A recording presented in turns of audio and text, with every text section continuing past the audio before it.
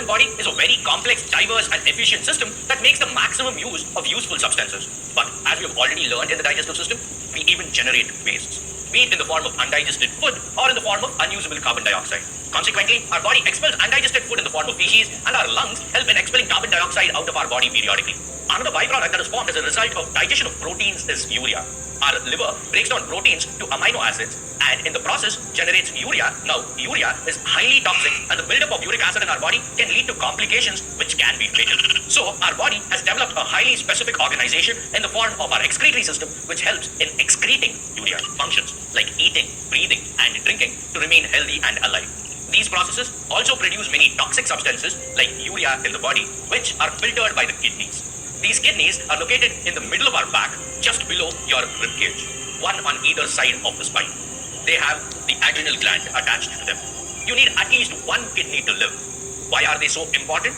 The kidneys are two bean-shaped organs, each about the size of your fist. If you have ever seen a bean, then you'll have a good idea of what the kidney looks like. Each kidney is about 5 inches long and about 3 inches wide. They are reddish-brown in color. The rounded or protruding side is the convex side. Just opposite is the concave side. If you observe a sectional view of the kidney, you will see two regions, which are demarcated by a color difference. The inner dark red region is called the medulla. The outer light-colored peripheral region is known as the cortex. Present in this part are numerous filters called the nephrons. Nephrons are the microscopic filtering units of the kidney.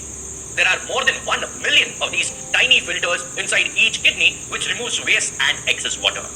The distal rounded end of the nephron is known as the Bowman's capsule, which is followed by the tubule where filtration occurs. The waste, such as urea and other poisonous substances, have to be removed or they will cause harm to the body. Hence, the kidney filters this waste out of the blood. The waste is then collected and combines with water, which is also filtered to make urine. This urine flows into the renal pelvis, from where the urine slides down a long tube called the ureter and collects in the bladder, a storage sac that holds the urine. Then the urine flows down another tube called the urethra and out of your body.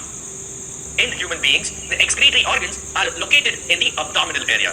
There is a pair of vein-shaped structures called the kidneys, each of which opens through the excretory tube called the ureters into the urinary bladder. If we take a section of the kidney, we can see that each kidney is made up of excretory units called nephrons. Each nephron has a cup-shaped upper end called the Bowman's capsule, which contains a bundle of capillaries called glomerulus. These blood capillaries arise from the renal artery, which brings waste and excess water from the body into the kidneys. Blood is filtered in the glomerular capillaries, and the water and waste diffuse into the Bowman's capsule. Now, this Bowman's capsule leads into tubular structures. As filtrate passes through the tubular parts of the nephron, useful products such as glucose and amino acids are reabsorbed by the blood capillaries surrounding the nephrons. This urine flows into the renal pelvis, from where the urine slides down a long tube called the ureter. Human urine consists of water and nitrogenous substances, most of which is urea.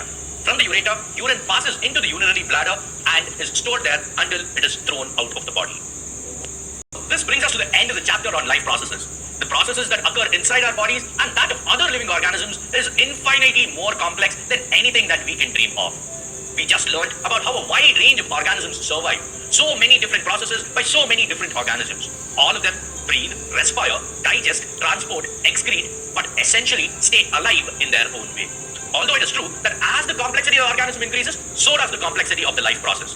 But each is unique in its own way.